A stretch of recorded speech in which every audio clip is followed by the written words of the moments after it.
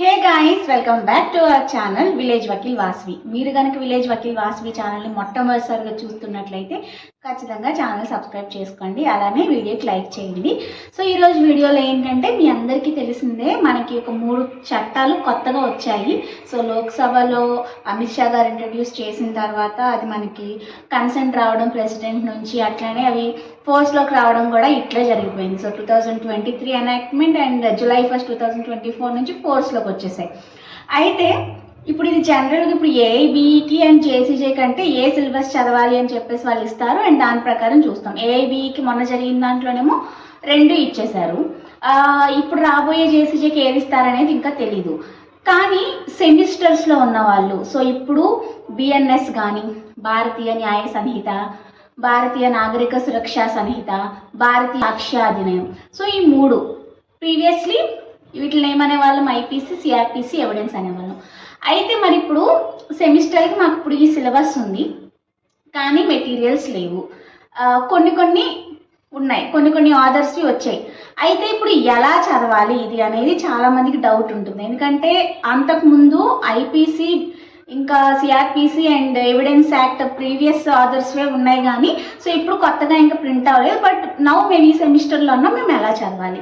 జనరల్గా కొన్ని పబ్లికేషన్స్ వారు న్యూ యాక్ట్స్ కూడా పబ్లిష్ చేశారు. మీరు చూసుకున్నట్లయితే ఫర్ ఎగ్జాంపుల్ విజేత సిరీస్ వాళ్ళు ఇవి ప్రింట్ చేశారు.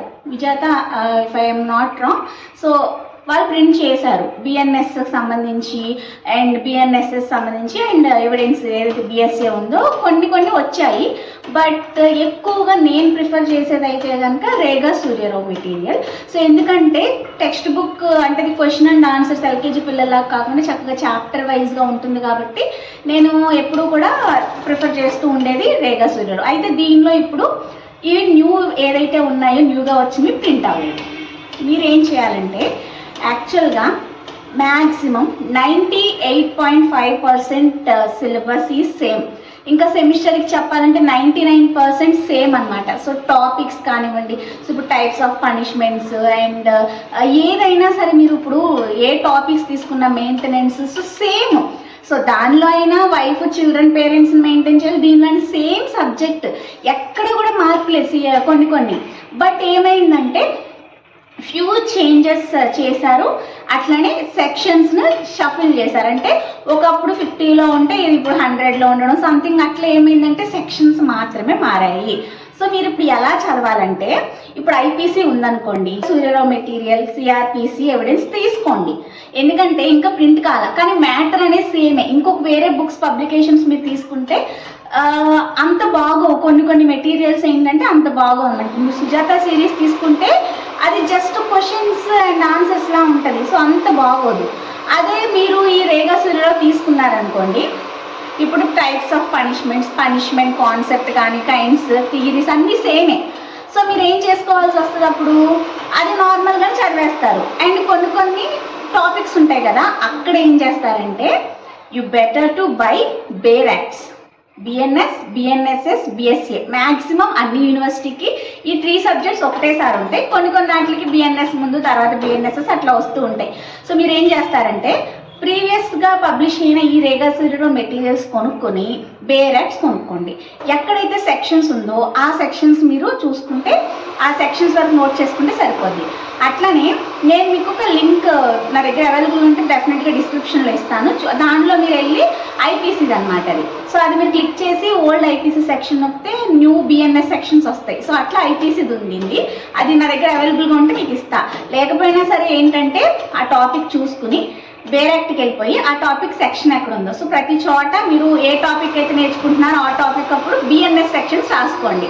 సో అలా ప్రిపరేషన్ అయిపోద్ది. అండ్ కొన్ని మాత్రమే మారాయి. ఫర్ ఎగ్జాంపుల్ ఐపీసీలో ఎక్స్టార్షన్ ఉంది కదా, ఎక్స్టార్షన్ సెక్షన్స్ మారాయి అండ్ పనిష్మెంట్ కూడా మారింది ఎక్స్టార్షన్కి.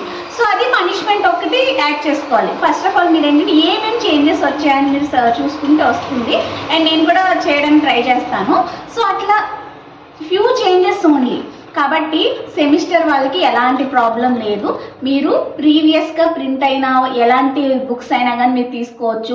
లేదా మీ సీనియర్స్ ఎవరైనా మెటీరియల్స్ ఇచ్చినా, నోట్స్లు ఇచ్చినా యూ కెన్ టేక్ ఇట్. ఎందుకంటే సిలబస్ అంతా సేమే అండ్ సబ్జెక్ట్ కూడా సేమే. అండ్ ఇవి వచ్చిన తర్వాత ఏమి యూనివర్సిటీ సిలబస్ మార్చాల, అదే సిలబస్ ఐపీసీ పేరుతోనే ఇస్తున్నారు. ఎందుకంటే ప్రీవియస్గా నేను ఒక యూనివర్సిటీలో చూసా, ఇప్పుడు ఒక యూనివర్సిటీలో చూస్తున్నా కాబట్టి సిలబస్ అనేది అప్పుడు ఇప్పుడు అంతా సేమే. కాకపోతే ఏంటంటే మార్చుకునేదల్లా సెక్షన్స్, ఇంకేదైనా ఎక్స్ట్రాగా యాడ్ చేసుకోవాలంటే చేసుకోవచ్చు. మ్యాక్సిమం సేమే ఉంది కాబట్టి అదే ఫాలో అయిపోయి ఆ బుక్స్లో ఉన్న టాపిక్స్ చదువుకుంటూ సెక్షన్స్ రాసుకోండి. ఇంకొక అడ్వైజ్ ఏంటంటే ఒక బుక్ పెట్టుకొని టాపిక్ వైజ్గా రాసుకుంటారు కదా, అక్కడ రాసుకోండి నోట్స్, ఇంట్రొడక్షన్, మీనింగ్, డెఫినేషన్ అట్లా మనం రాస్తాం కదా లాలో.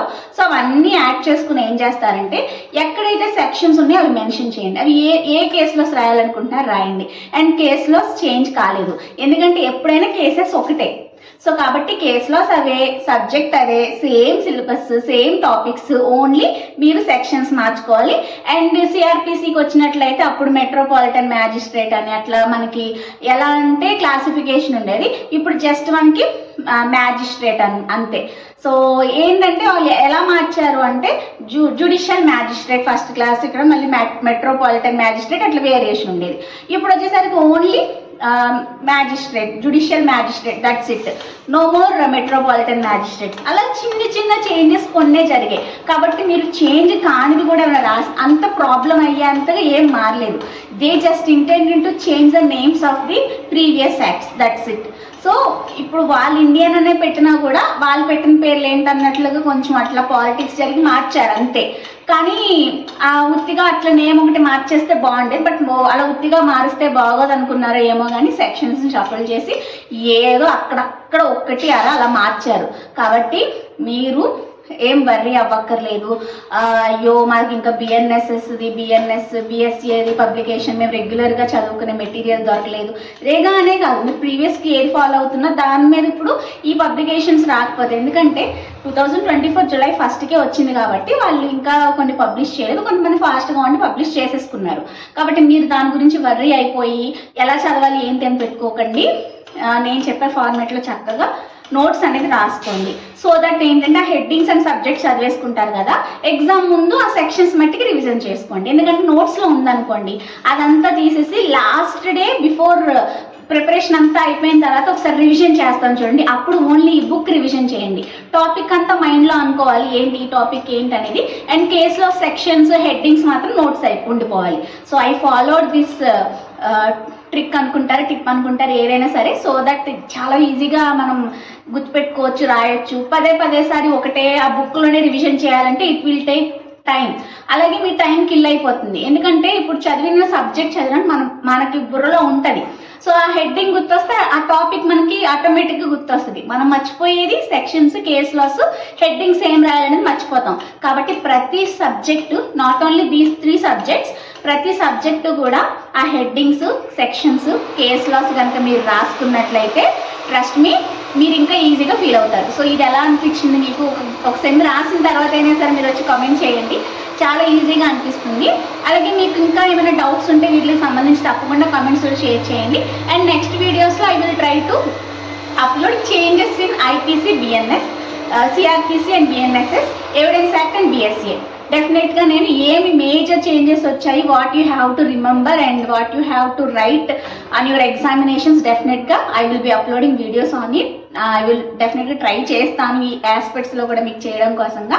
ఇంకా మీకు ఏమైనా డౌట్స్ ఉంటే స్టిల్ కమెంట్స్లో షేర్ చేయండి. వీడియో మీ ఫ్రెండ్స్కి కూడా షేర్ చేయండి, ఎవరైతే ఇప్పుడు ఈ బిఎన్ఎస్ అండ్ బిఎస్సిలో ఉన్నారో. సో వాళ్ళకి షేర్ చేస్తే సో దట్ వాళ్ళకి కూడా ఐడియా వస్తుందన్నమాట. సో వీడియో నచ్చితే do like, share, comment and subscribe to village Vakeel Vasavi YouTube channel. మరొక వీడియోతో మళ్ళీ కలుసుకుందాం. Until then keep watching. Bye bye.